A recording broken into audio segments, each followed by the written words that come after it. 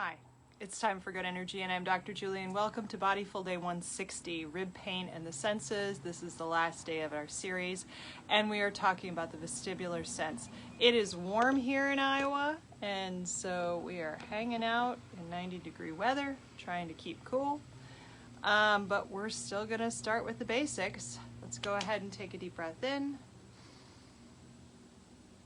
and release. Take a deep breath in, expand, expand, expand into the head and tuck your tailbone. Deep breath in and release. And I turn it just a little bit. There we go. We're going to do it one more time.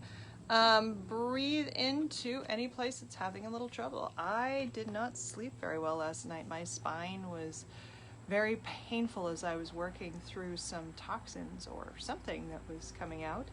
So I'm going to breathe into my spine and really try to make it feel better. Take a deep breath in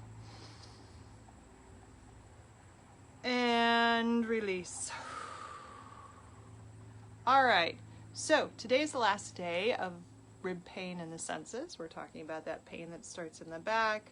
I've got one on the left. I can probably find one on the right. You probably have one back there too, but probably not one that's doing the stabby that we experience when, like, we can feel it when we breathe, or we can feel it when we sit one way or another, and it actually constricts our ability to breathe very well. When you have those, that's what we're working on this week, is how to have the energy to heal that with good energy in, so that we can lessen the stressors. So energy to heal equals good energy in minus stressors. Stressors is the rib pain, but it's not necessarily the cause. Remember, the cause of the rib pain could be something else. It could actually be the stress itself. So today we're talking about the vestibular sense. Now, vestibular sense is where you are in space. We've related vestibular to spinning on a stool and being in a plane and being on a train and just kind of, and being on a boat and feeling kind of just, where are we in space and where are we going? And so that is kind of what we're going to talk about today, but we're going to talk about it from in a very backward sense. One way to, and we've talked about this before, to shut down all other senses except for the vestibular sense is to be in a sensory deprivation tank. Now, I'm not saying when you have rib pain you should jump in a sensory deprivation tank, but if you hop in water and float when you have rib pain, you are going to give yourself a lot more good energy in. Why is that? Well, when you float in water, your ribs are not constrained by gravity as much. They don't have to breathe in against, they have to breathe up. Your diaphragm has enough room to expand. If you're lying in water, that means that you don't have tight clothes on, you don't have anything hemming you in, and on top of it, you have this sort of nice, subtle support.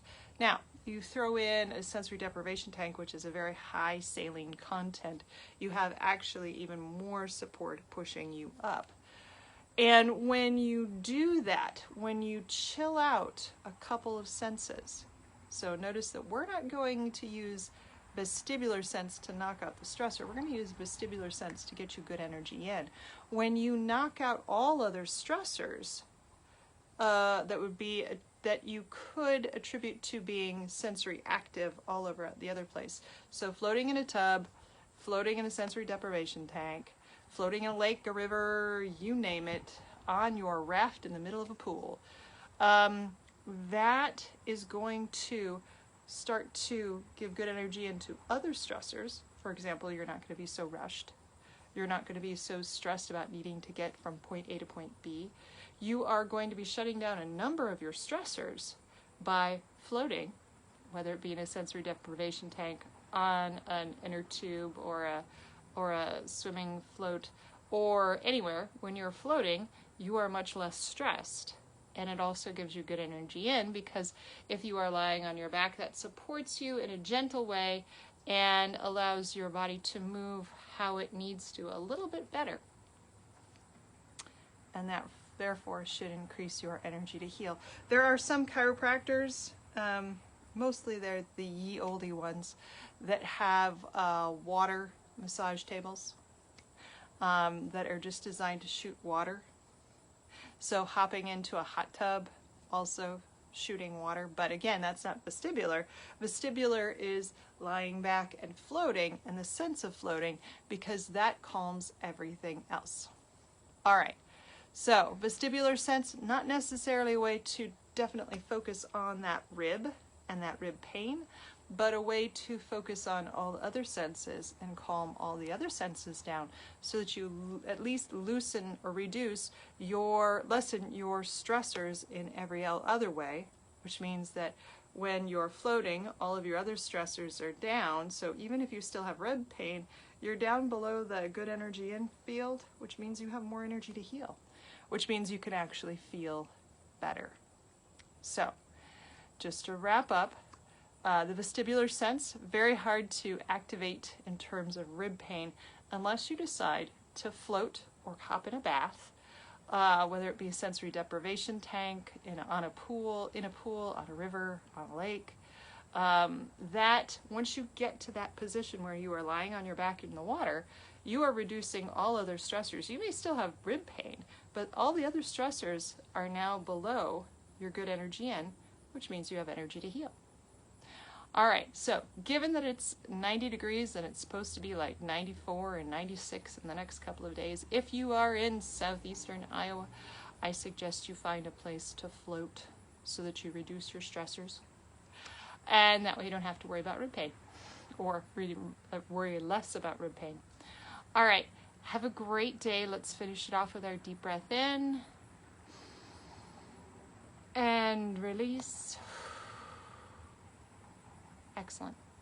I'll see you here tomorrow when we do another session. Ooh, why did I get all sort of dark?